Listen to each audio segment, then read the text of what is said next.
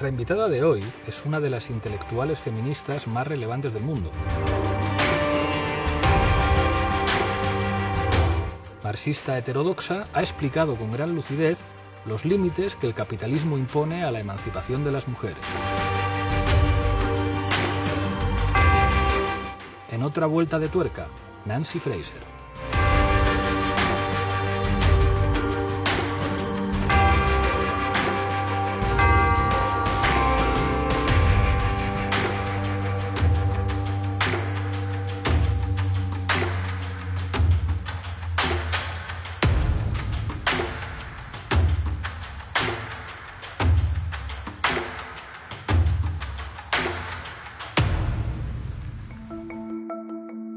Nancy Fraser, bienvenida a otra vuelta de tuerca. Thank you. Great to be here. En este programa nos gusta mucho el psicoanálisis y siempre preguntamos por la infancia de nuestros invitados. Yo sé que eres hija por parte de padre de una familia de migrantes judíos polacos y por parte de madre de migrantes irlandeses, y que además siempre tuviste mucha admiración por las mujeres rebeldes de la familia de tu madre que se opusieron a los convencionalismos. Quiero preguntarte cómo son tus experiencias de infancia en esa familia. Yeah, that's right. I'm Jewish, but I do have this line of Irish Catholicism. And the Jewish part of my family was always aspiring to be middle class, to be truly American and rather conventional. But my maternal grandmother was a bit of a rebel.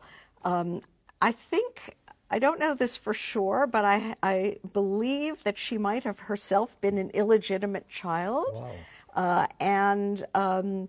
She had a hard life and ran away from home and had to fend for herself, but she had a great spirit, and I've always identified with that side of her. The other thing that was important about my childhood, though, is that I grew up in Baltimore, Maryland, in a period when it was a Jim Crow segregated city, racial apartheid. So African Americans were not allowed to eat in the same restaurants, use hotels, swimming pools, et cetera, et cetera. And the formative experience of my youth was the struggle for desegregation and civil rights. And that was my first political engagement, and it really formed me in a very deep way for everything I've done subsequently. Te quiero preguntar específicamente por Baltimore. Baltimore es una ciudad que ha servido para estudiar las relaciones entre clase e identidad y que se ha hecho famosa a nivel mundial a partir de una serie que es una genialidad, The Wire, de David Simon, en la que el protagonista es la ciudad y de alguna manera esas relaciones tan complejas entre sistema económico, clase trabajadora, las comunidades afroamericanas, lo que implica la educación, han convertido Baltimore en una referencia sociológica a nivel mundial para entender esas relaciones entre capitalismo, etnia, raza, incluso género también. Te quiero preguntar por esa experiencia como niña y como ciudadana de Baltimore. Yeah, it's true. The Wire has certainly really given a kind of anatomy, a social anatomy of the city, of its politics, of its divisions of class, race, and ethnicity. What's interesting is that I grew up in a middle-class suburb which was quite separate and protected from the poverty, from the racial, and we were far away from the industrial areas, far away from the African American neighborhoods. So I had a rather sheltered life, and I rebelled against that. I felt that the world I was living in was sanitized, boring, safe. I felt cut off. And frankly, one thing that was very important to me in getting involved in politics, in civil rights struggle, in anti-Vietnam War struggle, was the way it opened up the city to me. By virtue of my political engagements, I came into contact with people whom I otherwise would never have met. I went to see parts of the city that I had never been to before. So a whole new world opened up to me through that, and it was an extremely important experience which allowed me to reinterpret my childhood, to understand better how privileged it was, how isolated it was, how it depended on a huge amount of labor and exploitation elsewhere, but which it treated as invisible. So that was quite eye-opening to me. Tu experiencia universitaria, estudias filosofía, está marcada por un movimiento estudiantil que no solamente es un movimiento político muy importante en los Estados Unidos, es un movimiento cultural, de renovación también en términos intelectuales. Es decir, el movimiento contra la guerra del Vietnam, el movimiento por los derechos civiles, lleva aparejada, digamos, una lectura de los clásicos diferentes. Tú, de alguna manera, te ubicas en un marxismo heterodoxo. Digamos, ¿cómo es tu primer contacto intelectual y político con el marxismo? Y, digamos, ¿cuáles son las claves de un pensamiento que es enormemente renovador y que será clave para los estudios en las décadas siguientes del sistema económico? Yeah. Well, what's interesting is that I knew nothing of Marxism. Part of this childhood that I'm explaining to you cut me off from the radical traditions of the United States and of the world. And you have to also factor in that McCarthyism in the United States was so powerful in suppressing any knowledge of radical thinking and certainly anything to do with Marxism or communism. So I grew up in an educational system that never mentioned capitalism, never mentioned imperialism, never mentioned Karl Marx or let alone any left Western Marxists. For me, by becoming involved in the New Left, I suddenly discovered a whole continent of thinking that I never knew existed before. And this was an eye-opening, revelatory experience. But as you say, it was the time of the New Left. It was the '68 moment. So the radicalism of our time was not the radicalism of the 1930s. And I was reading Marx, Engels, Gramsci, all of the classics through the lens of the 60s. And that was a lens that was rejecting the conformism of corporate culture, the emptiness of suburban life, and was looking for a more intense set of social relations. The 60s were a time of new left rediscovery of Marxism, but also of sex, drugs, and rock and roll. So it was a very heady mix of stuff. And I could never really relate to the very orthodox forms of Marxism, although I did go through a period in a sort of quasi-Trotskyist sect for a little while, but that didn't really fit who I was. And so I have tried ever since, as a philosopher, to figure out how to synthesize the indispensable insights of Marxism with the insights of feminism, of ecology, of anti-imperialist and anti-racist thinking, and with this spirit, the emancipatory spirit of 1968. Digamos, uno de los problemas históricos de las lecturas que se han hecho del marxismo era que se centraban fundamentalmente en equivalencias políticas vinculadas a la estructura económica. Será probablemente Gramsci el que ponga encima de la mesa la importancia de la cultura o de todos los elementos que operan en la superestructura. Esto ha sido una de las claves en tu trabajo teórico, la relación de alguna forma entre identidad y clase social y la posición que alguien ocupa en el proceso productivo. Sin embargo, digamos, quizá la noción teórica más importante que has desarrollado es el concepto de justicia social, social justice. querría que me explicaras las características fundamentales, porque no es un concepto tan sencillo, de tu trabajo para describir la justicia social. Right. Yeah, I've tried to develop a way of thinking about social justice that is broad enough to include not only problems of class inequality and class exploitation and domination, but also gender inequality and domination, also ecological issues, also democracy, the political organization of society, racial ethnic division. All of these are fundamental to social justice. And when I was studying philosophy at university, we were taught a very narrow understanding of social justice, that it was all about what was called distribution. Mm-hmm. So distribution, no one cares how the wealth is produced. That's a black box, forget that. Just look at how it's distributed. So this reduced everything to the most conventional economic thinking. It excluded questions of our relation to nature. It excluded questions of the relation between production and reproduction. It excluded the question of the relation between the political sphere of society and the economic sphere. And it even excluded the organization of production itself. So I tried to think about social justice in a way that could include these other issues.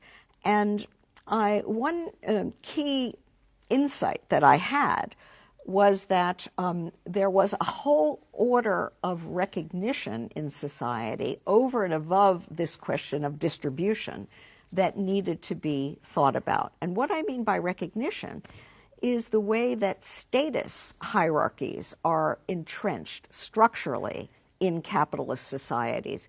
It's not just about wage work, the relation between labor and capital and exploitation in the factory. There's a whole array of status hierarchies that are institutionalized. So we have the distinction, for example, between free majority ethnicity workers and either unfree or dependent racialized others who are not actually exploited so much as expropriated. Their labor and their assets are essentially seized by capital, and capital does not in return pay their costs, or at least their full costs of reproduction. Capital supposedly pays the full reproduction costs for exploited workers, but in the case of racialized expropriated workers, it doesn't. So that's a structural feature of capitalist society that is premised on a status distinction between the unfree and the dependent. And of course, that corresponds globally as well as nationally to the color line. That's what Du Bois called it, the color line. Mm-hmm. So it's about the construction of race as a status distinction that is not strictly a class distinction. I could make a very similar argument about gender, which has to do with the structural division in a capitalist society between production and reproduction, between paid labor, let's say in a factory setting, which is aimed at producing commodities for the sake of capitalist profit on the one side, and then the often, not always, but often unpaid labor of producing people, giving birth to them, caring for them, socializing them, feeding them, clothing them, educating them, all of that labor which is divided from production. And in capitalist societies, that's a gender distinction. So it establishes a status hierarchy of gender. Again, this is not in people's heads. Recognition is sometimes thought of to be a matter of prejudice or nasty ideas about other people. No, I think these are real structural questions in capitalist society that have not been adequately theorized by Marxist in the past, although it's true that Engels actually made some very interesting theories about this gender aspect. But I've tried to develop a way of thinking about social justice that incorporates this problem of status, or if you want to call it recognition, as well as the problematic of the economic structure, the class structure, which is what distribution is supposed to be about. Es evidente que esa lectura economicista del marxismo, que decía que había una contradicción fundamental, la contradicción capital-trabajo de las que deberían derivar todas las demás, no explicaba los procesos políticos y tampoco explicaba las revoluciones clásicas.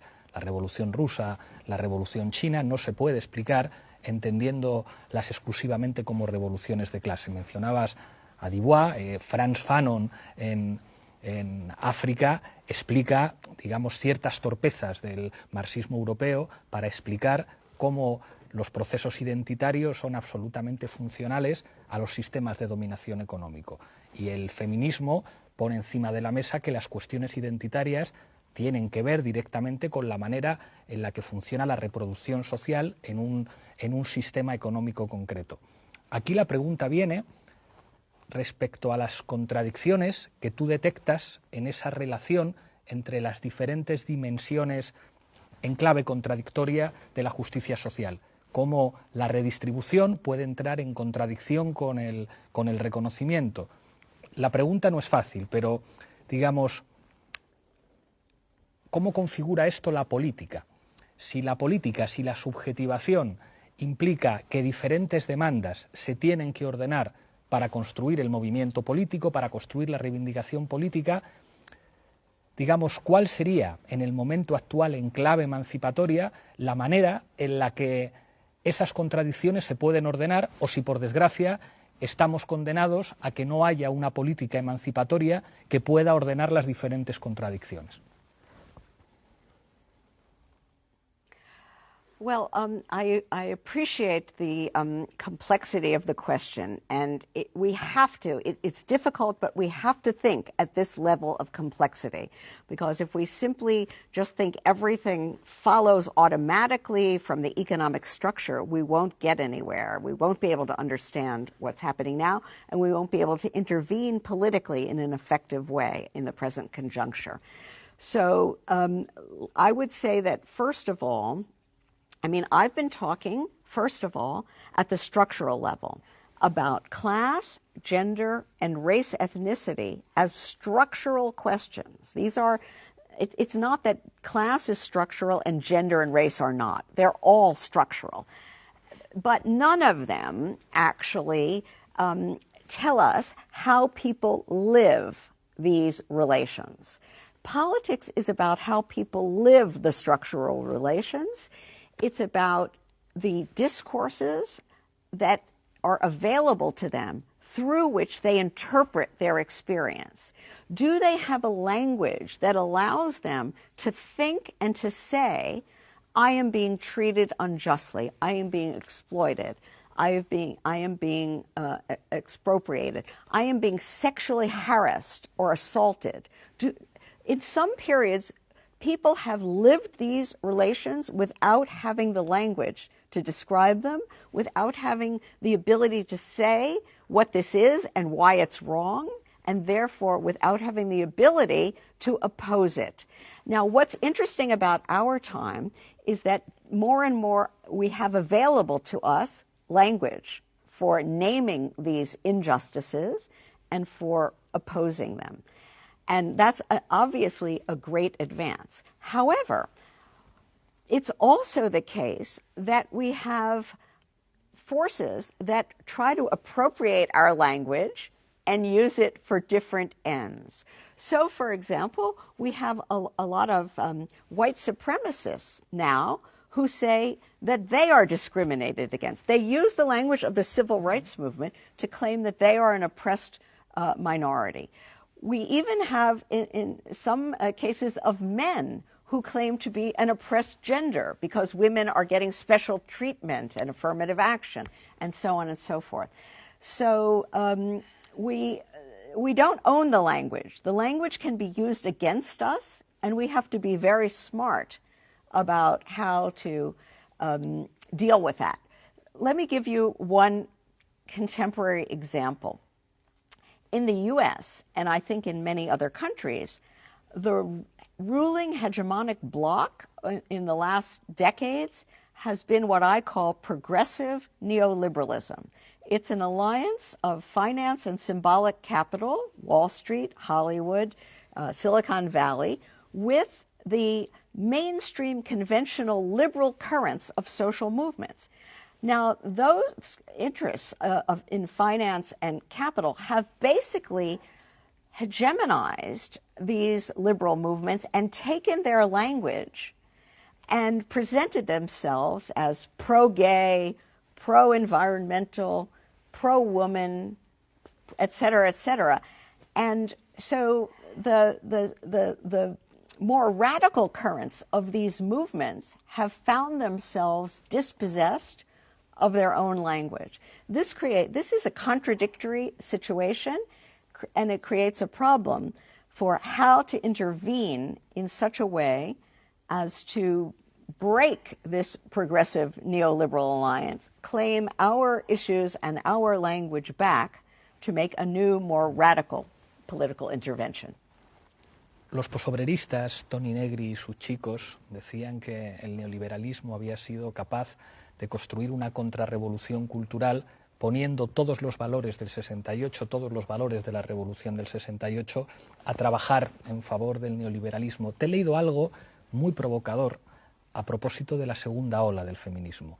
Si la primera ola del feminismo habría implicado una crítica al capitalismo androcéntrico, señalas provocadoramente, esto ha podido levantar muchas ampollas, señalas que la segunda ola se podría haber convertido en algunos casos en un elemento legitimador de la explotación y de las políticas de gobernanza neoliberal. Esto es un tema muy actual en España, donde el auge del feminismo en los últimos años se ha convertido en el primer movimiento social, y cuando digo movimiento social no me refiero a colectivos que se movilizan, sino a un movimiento subterráneo que está empujando a toda la sociedad en España, digamos, de una manera sin precedentes históricos, donde han aparecido reacciones neoliberales muy explícitas. Un partido político, Ciudadanos, que hace un año, digamos, trataba de descalificar las movilizaciones feministas como movilizaciones de gente de extrema izquierda y nos acusaba a nosotros de ser los organizadores, hoy reivindica un concepto de feminismo liberal que no es más que un intento de utilizar, bueno, pues ciertos elementos del nuevo lenguaje para entender la explotación que el feminismo ha puesto encima de la mesa para reproducir, digamos, estructuras sociales de dominación. ¿Te preocupa, digamos, que esa segunda ola o los restos teóricos de esa segunda ola sirvan para desactivar un movimiento emancipatorio tan potente y que tiene en el presente unas potencialidades mayores que los movimientos sociales tradicionales, como el propio movimiento obrero? So I really think the key thing is to think historically about these questions. So second wave feminism erupted in the early 1970s, and this was the same moment that neoliberalism was just beginning, right?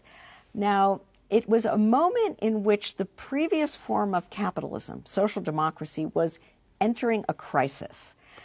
But second wave feminism, like all of the movements of that time, was not fully aware that they were on the brink of a major shift in society, a major transformation of capitalism from a state-managed social democratic form to a neoliberal globalizing financialized form.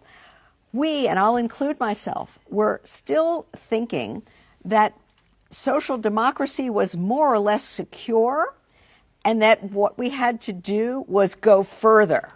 It never occurred to us that capitalism would be transformed in such a way that there would be tremendous regression, tremendous increase in inequality and wealth and exploitation. So we were not prepared for the new period. We kept thinking in the old way. And in time, that caught up with us and proved a problem. And in time, the radical spirit of the 1960s and of early second wave feminism disintegrated. Liberalism reasserted itself, as it always does in the United States and in some other liberal countries. And that means people emphasize individualism, consumerism, family, domestic privatism. So feminism and other social movements adapted to this new climate, and the liberal wings became the dominant wings, and the more radical socialist and Marxist currents became very minoritarian, very subordinate, almost invisible. So what's happened now, though, we fast forward now another 30 years or so, neoliberal capitalism meets a crisis. We have, obviously, the 2007-08 financial crisis, but also the crisis of work, the deindustrialization, the relocation of manufacturing to the global south, the financialization, the rise of debt, both state debt and private debt, consumer debt, so that working class families are no longer able to manage in the way that they were. And all of that creates a crisis for neoliberalism, and obviously climate change is now, right? We are aware of this, we are worried about it, we know that it's real. So there's a sense of a general crisis of society. Now, this is a moment when things get interesting, because people stop thinking in the old way. I spoke before about the languages and the common sense of the time. No one any longer believes the common sense of neoliberalism. No one believes in trickle down, that if we reduce the taxes on the wealthy, that it will be better for all of us. These things were the common sense of the previous period, but they have no credibility anymore. So, interestingly, feminism today has become a powerful force in this confused, disoriented political vacuum that we're in. There's a struggle for hegemony. Who will be able to create a new project, a new counter-hegemonic bloc to replace the old one? I think that because of the weakening of trade unions and the decline of industrial work, that a lot of radical militancy has shifted from production to social reproduction. In other words, struggles over public education, over housing, over transport, over health care. This is the realm of of elder care, of child care. This is the realm of social reproduction as opposed to economic production.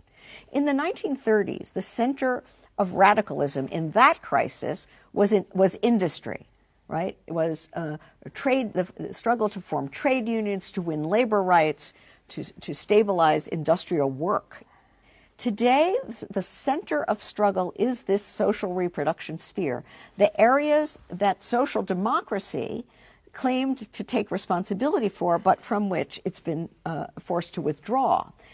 And because this sphere is gendered, the industrial sphere was the male sphere, social reproduction was supposed to be the female sphere. Because this sphere is gendered, that means that women's activism and feminist activism is front and center today. But what kind of activism is it going to be? What is the worldview? What is the project? What is the ideology of this feminism? Well, there are still powerful liberal feminist elements, as you mentioned here in Spain and certainly in the United States as well. The progressive neoliberals are trying to win back the power that they have lost. So I think we're going to see a struggle between different feminisms, between liberal feminism, between what I call the feminism for the 99% and possibly other variants as well. A struggle for hegemony within feminism. Esto es fascinante, que se produzca, digamos, una lucha por los significados. Es evidente que el feminismo ha creado una gramática que se está demostrando transversal en todos los ámbitos. Yo soy muy friki de las series de televisión Y me sorprende cómo temas feministas que estaban absolutamente ocultos en dispositivos de producción cultural como el cine empiezan a aparecer de manera normalizada en series mainstream, desde Mad Men hasta series como The Fall. Hay una irlandesa, Rebellion, que habla del alzamiento de Pascua, que incluso para describir unos acontecimientos, digamos, como muy ubicados históricamente, el elemento de género aparece, y eso, o sea, yo creo que es enormemente hermoso, lo que está implicando, digamos, que los temas del feminismo sean transversales a todos los dispositivos culturales, y cómo está redefiniendo incluso la política, cómo afecta a la propia izquierda, que siempre se creyó como ajena a determinados debates. Pero en la construcción de esa gramática, digamos, dentro de esa pelea, hay nociones que adquieren mucha importancia. Tú hablabas antes de la crisis del trabajo. El trabajo ha sido históricamente una noción muy masculina, muy vinculada a la forma fábrica, a la forma sindicato, que ejemplificaba a un varón, en muchos casos blanco, organizado en un sindicato y con una bandera roja como simbología de su emancipación. Hay una noción que tú has trabajado mucho, cadenas globales de cuidados, que sirve para entender cómo funcionan contradicciones de clase que en estos momentos pueden tener a las mujeres como protagonistas políticos. Querría preguntarte por el significado de esta noción, cadenas globales del cuidado. Si el trabajo asociado a la fábrica fue durante muchos años hegemónico para entender la política de la izquierda, asociada a figuras masculinas, ¿en qué medida cadenas globales de cuidados puede ser determinante para entender las formas de subjetivación política en el siglo XXI? Right. So just a second. I agree with you that this explosion of gender representation in the media and in popular culture and in mass culture is extremely interesting. But I would simply point out that much of it follows this sort of individualist trajectory. It's all about a woman who manages to succeed despite discrimination. And so it's the story of meritocracy winning out over discrimination. And that is a fundamentally liberal ideal and not adequate for the feminism of our time. Now, I also agree with you about this idea, this older representation of work, as you described it. But what feminists have shown is that actually work is much broader than that, and that we need a new understanding of what work is. Work includes service work, people who work in hospitals, hotels, restaurants. This is the face of work today, not just the factory. It includes people who do housework, whether they're paid for it or whether they're cleaning someone's else's house or whether it's their own.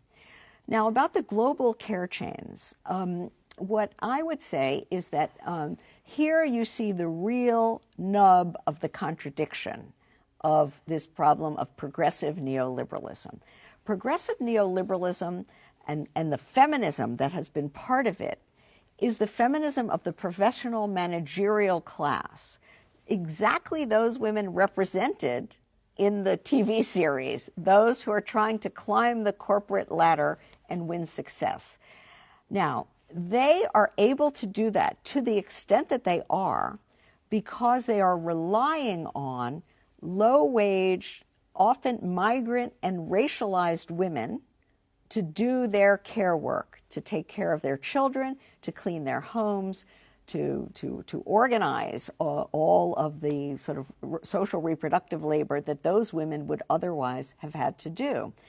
And that really introduces a fundamental class division and a fundamental division of race or color into this whole question of social reproduction and into the question of who feminism is really for, which women is feminism for. So, in other words, the whole issue of migration and especially women's migration, is about people coming to do the care work for the white, educated, professional women who are out in the corporate world trying to rise. And I've tried to think about how we can develop another feminism that puts the situation of the paid migrant care workers at the center instead of the corporate liberal feminists who are working in the banks or in the corporations. Te quiero preguntar por este libro que aparece también en castellano, en el que has participado, Manifiesto de un feminismo para el 99%. Háblame de lo que contáis aquí. Yeah. So it's a work that I co-authored with two other women, Cinzia Arruzza, who is an Italian Marxist feminist living in New York, and Tithi Bhattacharya, who is a British Indian feminist living in the U.S. in the Midwest. This is the first piece of really political agitational writing that I have done in many, many decades. No es un trabajo académico. No. Since my days as a New Left activist, I have basically been a philosophy professor.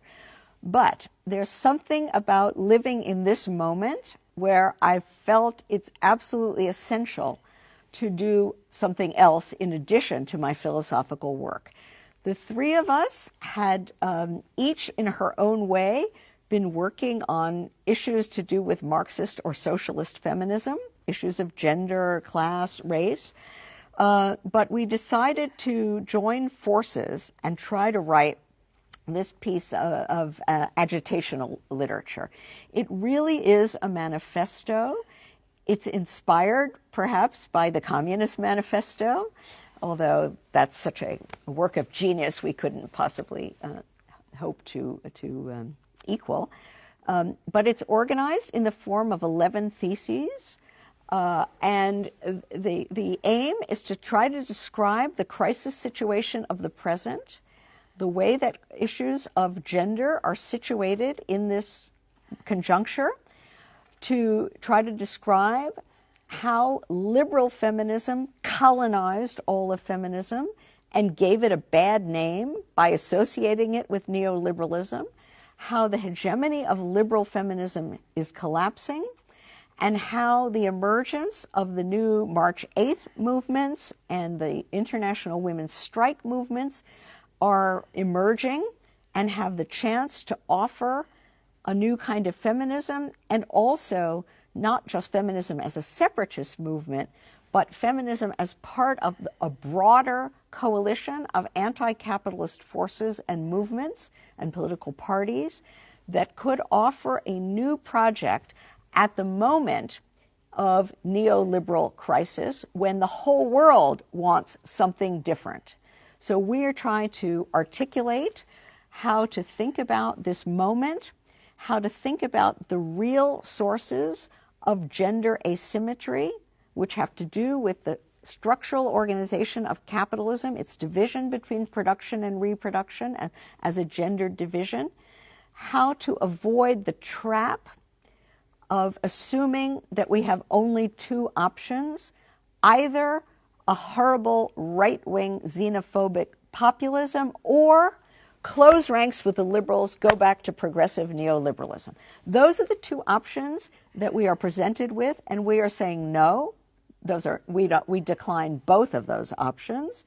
We want instead to be part of a left-wing anti-capitalist or left populist movement that is tackling every facet of the current crisis: the crisis of care, the crisis of climate, the crisis of democracy, the crisis of paid work and of debt, and the crisis of migration and racism and xenophobia.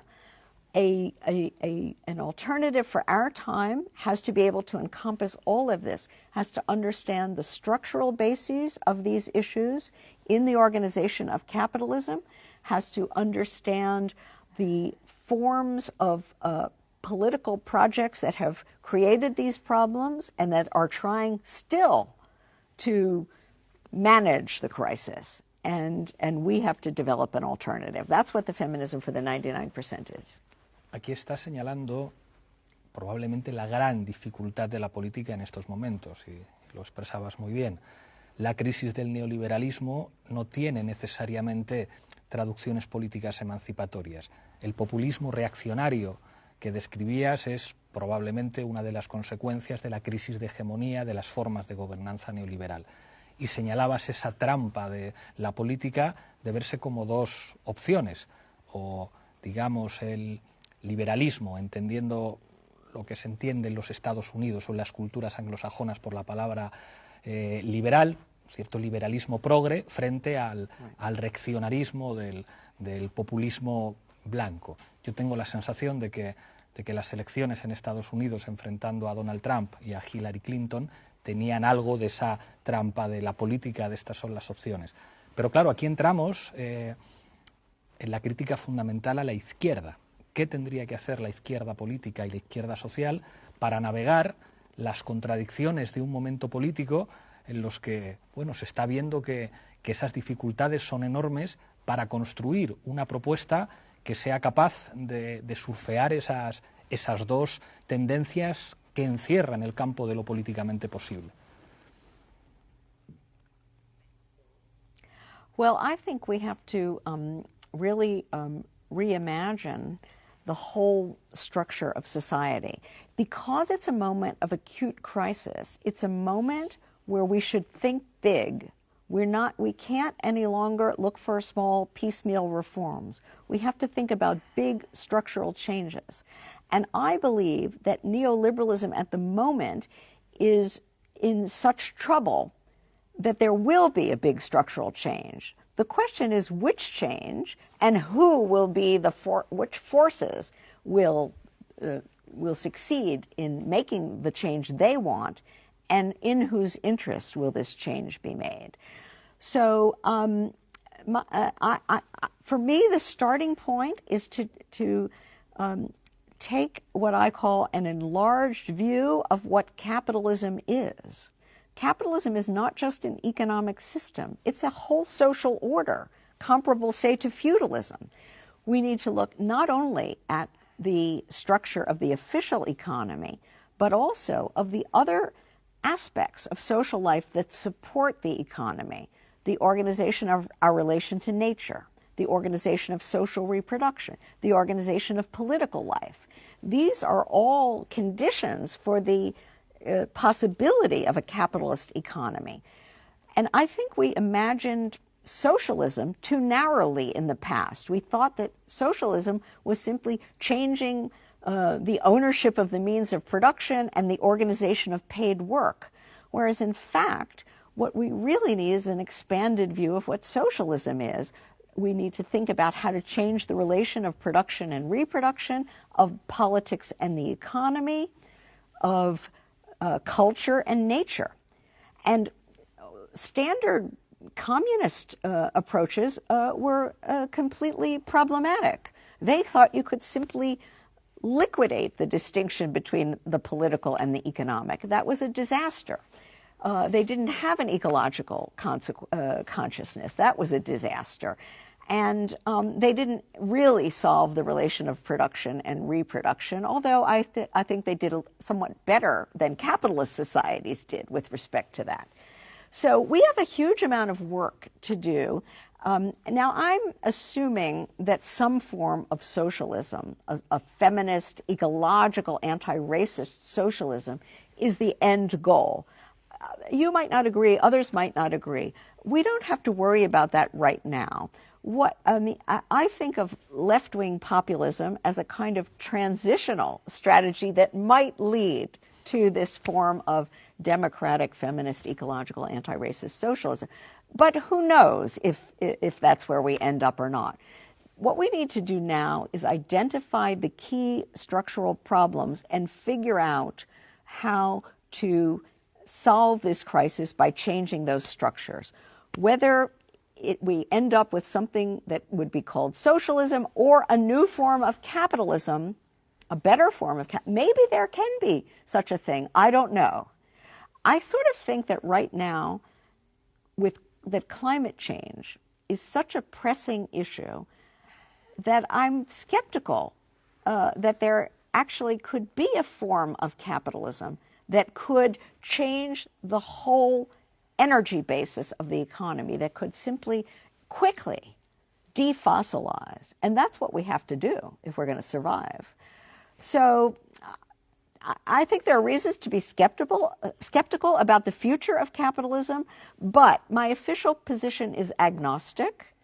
Let's try it and see.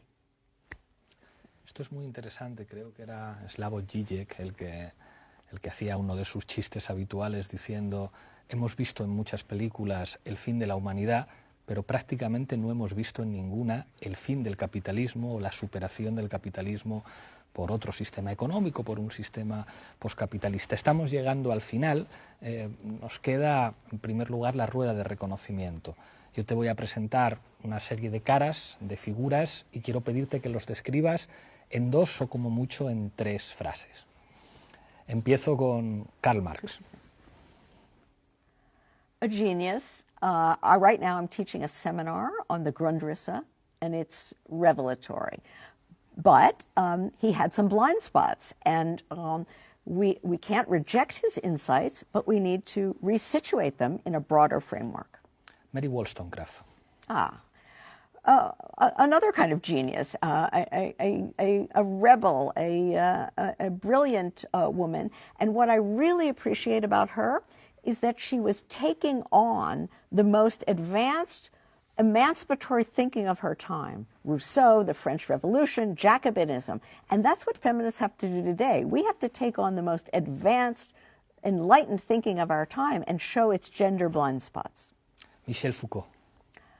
Fantastic. So interesting. Of all the post-structuralist French thinkers, he's the one who will survive, who has given us the most useful set of tools for analyzing power relations and discursive relations in society. However, we can't accept his broad framework. We need to take his analytic tools and use them in a framework that is truly anti-capitalist.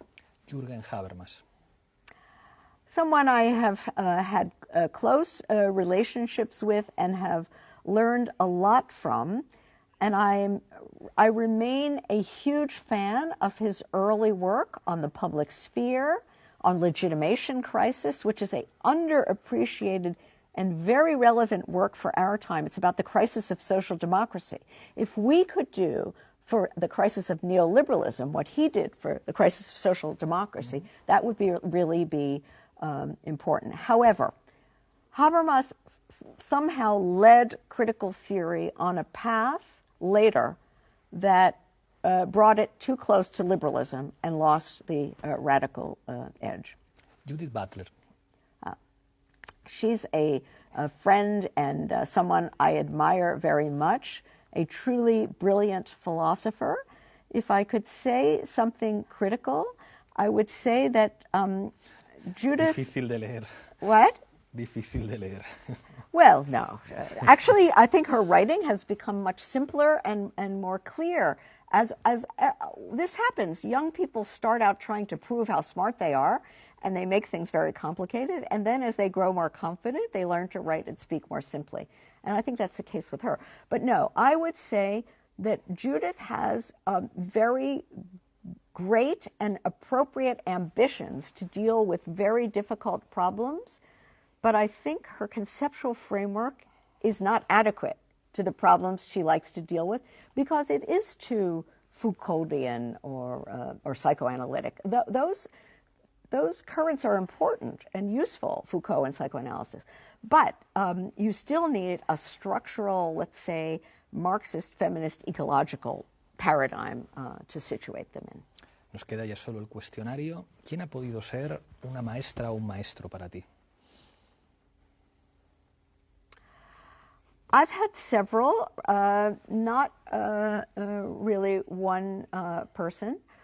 I had an important relationship and learned a lot from the American pragmatist philosopher Richard Rorty, whose politics I don't quite agree with, but who helped me break free of the tyranny of analytic philosophy and gave me the courage to think and speak in my own voice.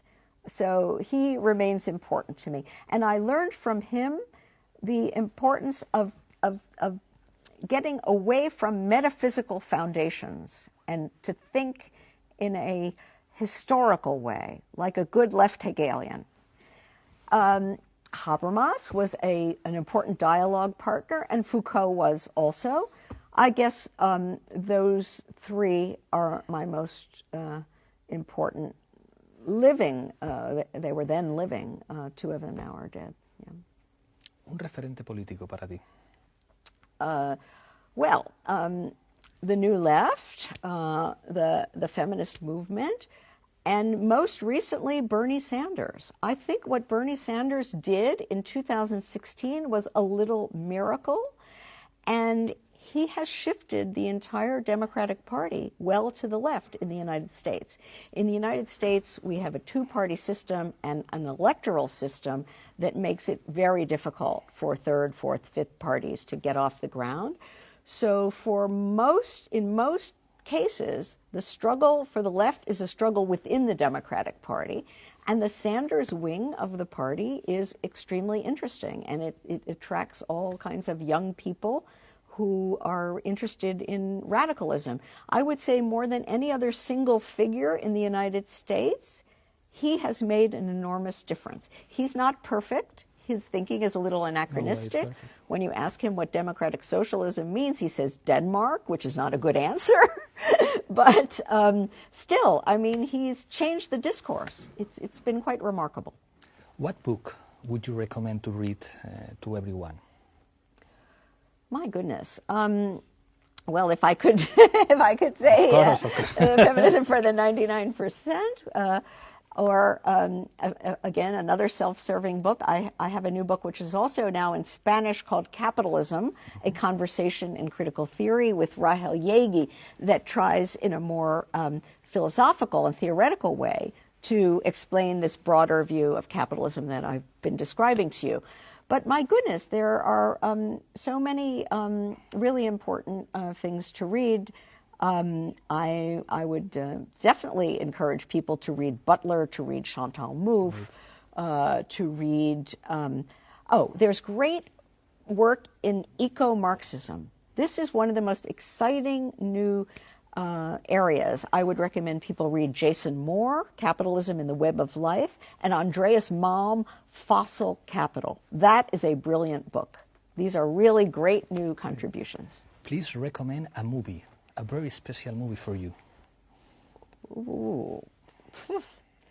Well, I mean, in recent films, I loved a Japanese movie called Shoplifters.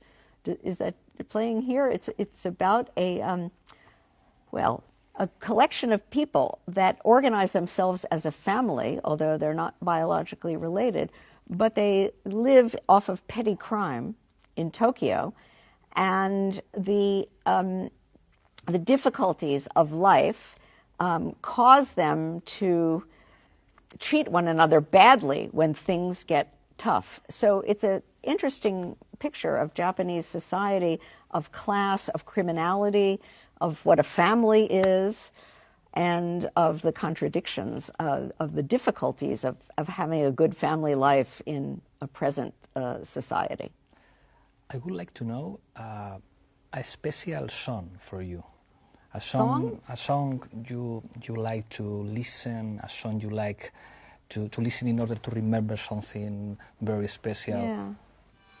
I guess I would go back to the folk music of the 1960s, to Joan Baez, to Bob Dylan. Okay. I don't know whether Dylan really deserved the Nobel Prize in Literature, but you know, as a musical figure and poet, he incarnated the spirit of my youth.